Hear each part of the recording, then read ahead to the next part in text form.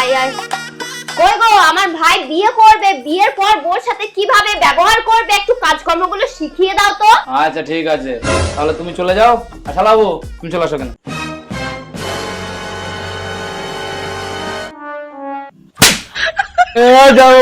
তোমাকে বিনা দোষে মারলে কেন? আরে তোমাকে কি আমি এমনি মেরেছি? বিয়ের পর বউ তোমাকে এরকমই মারবি, দোষ না থাকলেও সেটা তোমাকে অভ্যাস করতে হবে তখন থেকে, নাকি? চলো, আরো অনেক কিছু শেখানো আছে। এই দেখো, ভালো করে শিখে নাও।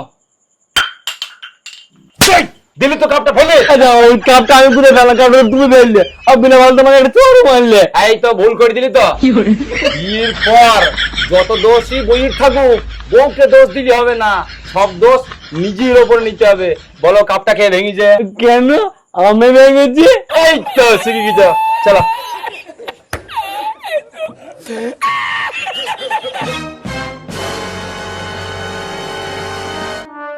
সারাদিন মোবাইলে ঘাটো, সারাদিন মোবাইলে ঘাটো, দেখছি না আমি রাগ করে আছি, আমাকে মানাতে পারছো না। তোমাকে বিয়ে করে আমার ভুল হয়েছে যত সব। আরে জামাই বাবু, তুমি রাগ করছো, আমি কেন মানাবো?